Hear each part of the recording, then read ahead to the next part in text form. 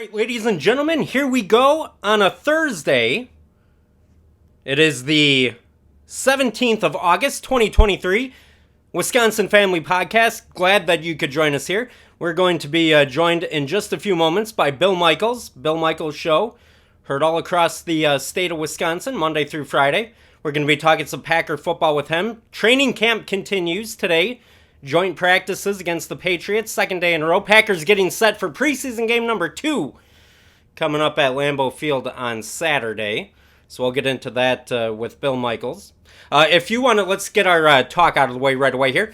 If you want to get a hold of the program, you can do that. Follow along on Twitter at Wisconsin_fam. That's at Wisconsin_FAM. You can also follow on TikTok. Search for Wisconsin_family. And then, per usual, youtube.com/at WisconsinFamily1. So before we turn our attention fully over to the Packers for the majority of this program, I did want to make a few notes and a few mentions about the Milwaukee Brewers last night. So the Brewers lose the first 2 games to the Dodgers. Unfortunately, last night, the Cubs and the Reds both won. So our daily dose of scoreboard and standings watching shows the Brewers with a 2.5 game lead. This is what I was afraid of, going and playing a couple of really tough opponents on the road with the Dodgers first, and then going to Texas to play the Rangers. Now you come home and you play another first place team, which I'm not overly worried about with the Twins, because let's face it, the only division worse than the NL Central is the AL Central. The Twins are not that great, not worried about them. But I was worried about this because the Brewers have such a hard schedule, and then the Reds and the Cubs, meanwhile, have it pretty easy, especially the Reds. And then the Cubs, overall, down the final stretch run, have it pretty good. But concerning, to say the least, that you have the Brewers playing the Braves a couple of times here in the second half, one of the teams with the best record in baseball, and they just hammered on the Brewers. Next test, real test that the Brewers are getting here against the team that they would have to get through in the playoffs at some point, the Dodgers, and the same thing's happening. And you know what? The Milwaukee Brewer offense is broken. It's been broken. And it didn't get fixed at the trade deadline. That's because the guys that they brought in, Carlos Santana and Mark Canha, are basically the same type of players that the Brewers have been filtering in and out for the last handful of years when it comes to what they're doing offensively. Because I had put that up on Twitter. I said, the Brewers' offense is broken, and it has been broken, and it didn't get fixed. And somebody pointed out, it's been broken since 2019, personnel issues. Yeah, I mean, it's the same personnel year after year, just different names. And that's what they brought in at the trade deadline as well. Same personnel, just change the names. It's not Rowdy Tellez. Well, to be fair, he's out rehabbing right now, but it's not Rowdy Tellez. It's Carlos Santana. And it's not whatever non-hitting outfielder. It's Mark Canha. It's not Luis Urias at third base. It's Brian Anderson. Same guy, different name. Same player, different name. And they all have one thing, well, they all have 2 things in common. They all can't hit. And they're all cheap. Right up Mark Adanasio's alley, at least the cheap part. So, Brewers will try to salvage one game in this series, try not to get swept in LA before, again, going and playing another really tough opponent with the Rangers. So, we'll see how the road trip finishes up here for the Brewers. Hopefully, they don't lose too much more ground in the division here. I mean, it's bound to happen if you keep playing this way against some of the top teams. But we shall see. All right, we're going to take a quick break, step away for a second. When we come back, Bill Michaels, Bill Michaels Show. He's going to join us. We're going to talk some Packer football here on the Wisconsin Family Podcast. All right, joining us now on the Wisconsin Family Podcast, Bill Michaels, the Bill Michaels Show. Can hear him each and every weekday all across the great state of Wisconsin. Bill, thank you for hopping on with us for a little bit to talk some Packer football today. Always a pleasure to talk Packers football. All right, well, let's jump into it right away here. I mean, we can't go through a Packer talk without talking about Jordan Love, right? So I'm going to get that out of the way first. So all offseason long, all eyes, rightfully so, are on Jordan Love. Overall, what would you like to see out of him this season? Or maybe even in the first quarter of the season, what are you looking for out of him? I think a couple of things. First and foremost, you're looking for very quick decisions. What you don't want to see is holes open up, and by the time he reacts and begins to throw, the holes have closed. So you want to see anticipation. You want to see him throw to spots. We saw that in the game against Cincinnati. We saw where he rolled out to his right. He hit Christian Watson on a pattern in which the ball was thrown to the outside. Watson was the only guy that could get it. It went for a first down. There was another one. He did the exact same thing to the left. The receiver sat in the soft zone. He delivered a strike right into the breadbasket in the soft zone. It was a good thrown pass. And really the only miss was the Musgrave miss. And what you're looking for is to whether or not Musgrave cut the route off a little bit short, because there was really nobody behind him. Had he been in tight coverage, that ball probably gets picked off. But because it sailed a little bit, you kind of maybe think, well, did Musgrave cut the route off a little bit short, maybe 3 to 5 yards shorter than he actually should have? So what you want to see is him throwing to spots, him throwing into windows, him throwing to where the anticipation of the receiver should be, rather than being late with the ball and delivering it into a closing window and a closing hole. And also you want to see eventually him get into a rhythm with Christian Watson downfield.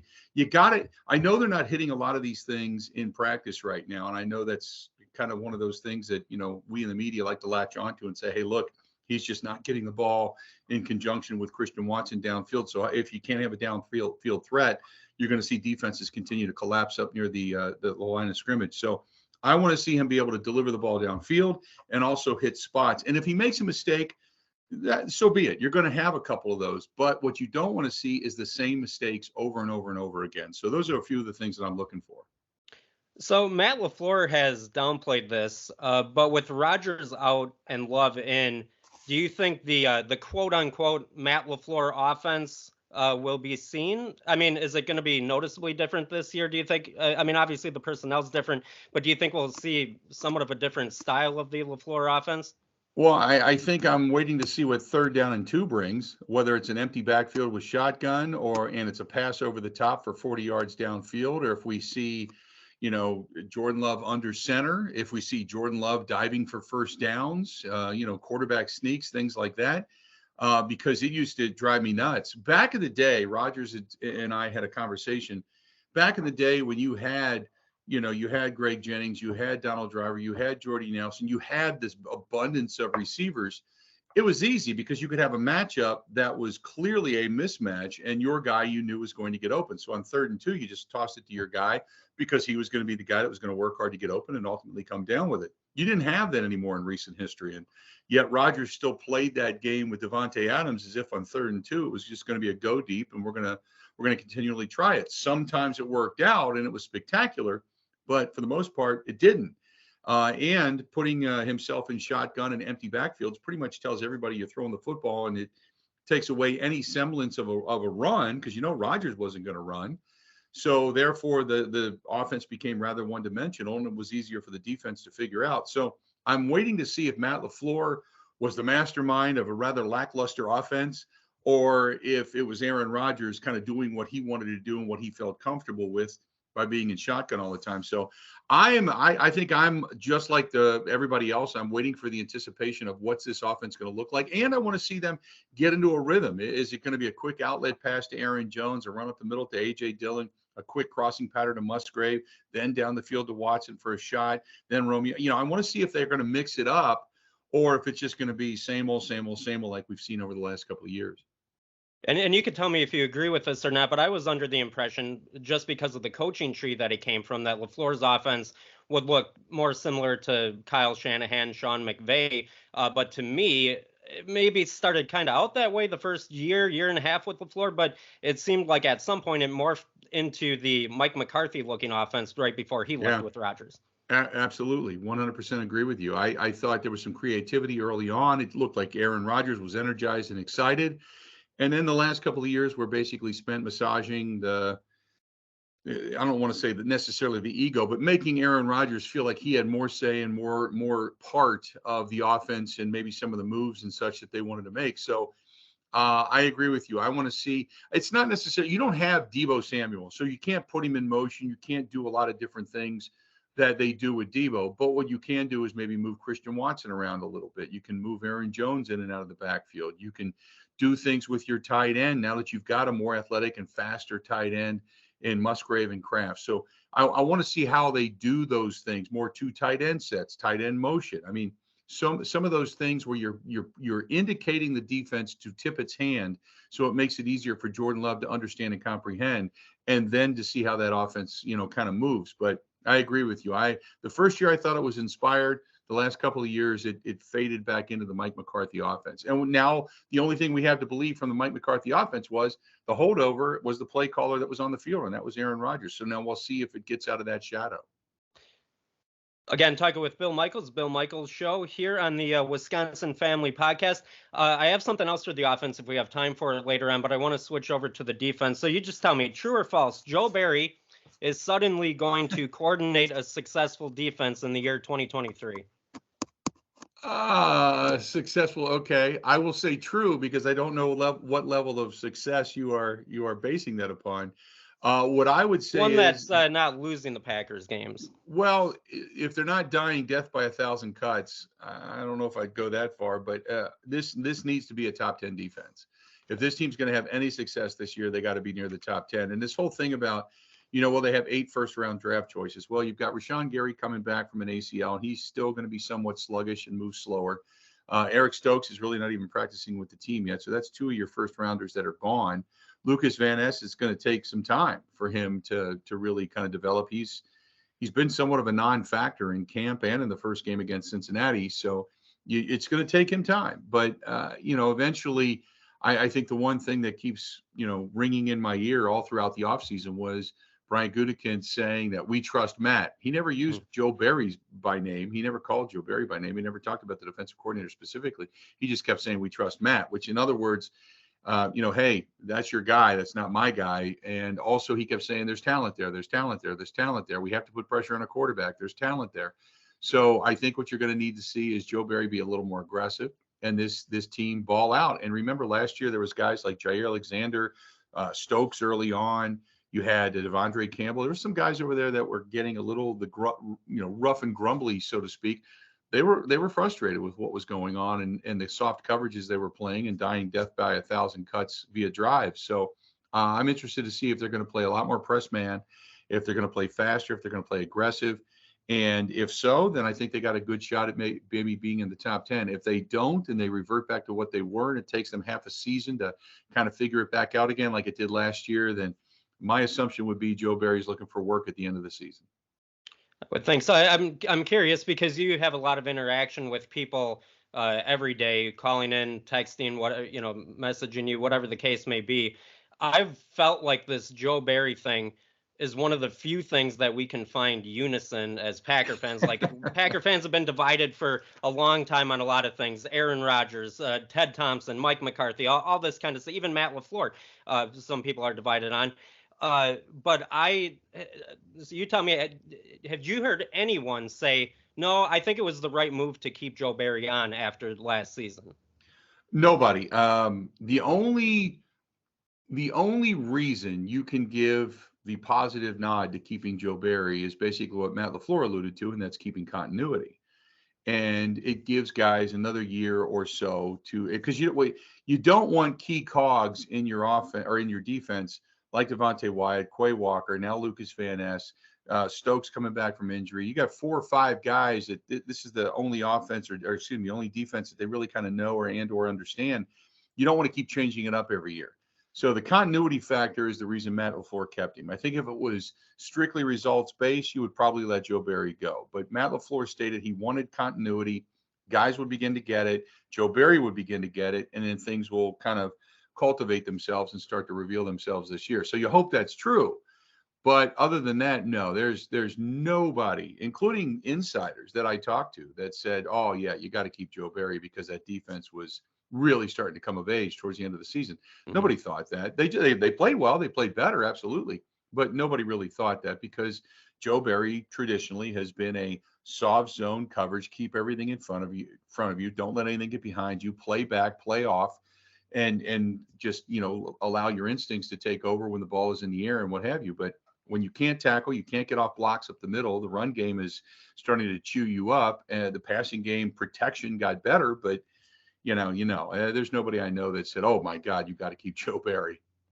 Yeah, that passive defense, it's easy to see how an aggressive guy like Jair Alexander is going to get frustrated with that, and Right. Rasul Douglas. So, we're going to go to special teams for a moment. What, if any, is your concern level with Anders Carlson right now?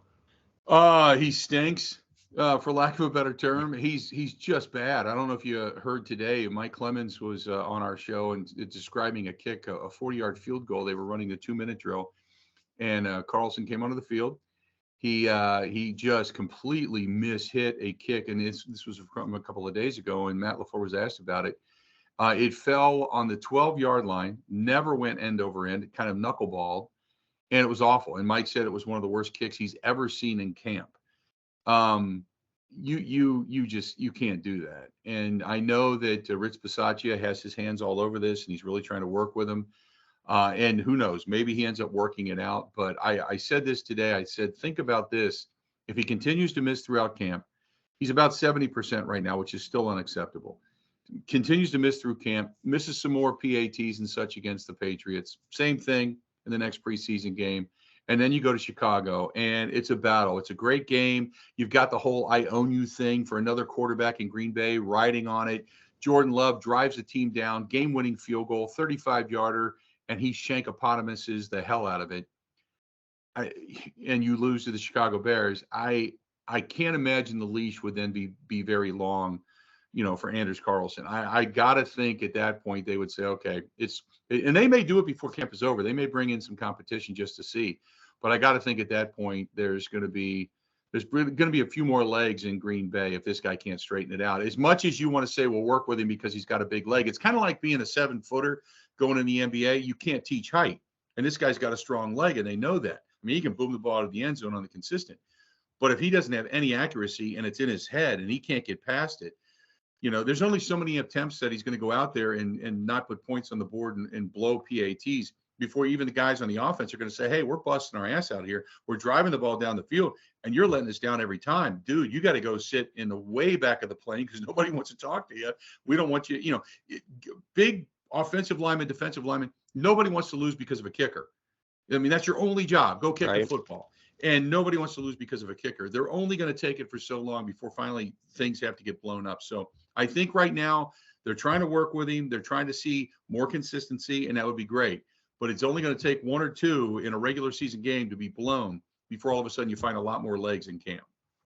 That makes sense. Bill Michaels, the Bill Michaels Show, joining us here on the Wisconsin Family Podcast. Bill, I appreciate you taking a few minutes out of your day here to talk some Packer football with us. You want to let people know where they can follow and find you online?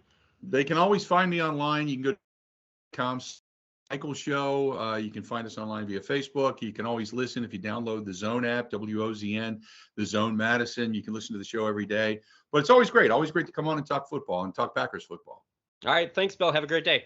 All right. Talk to you soon. See ya.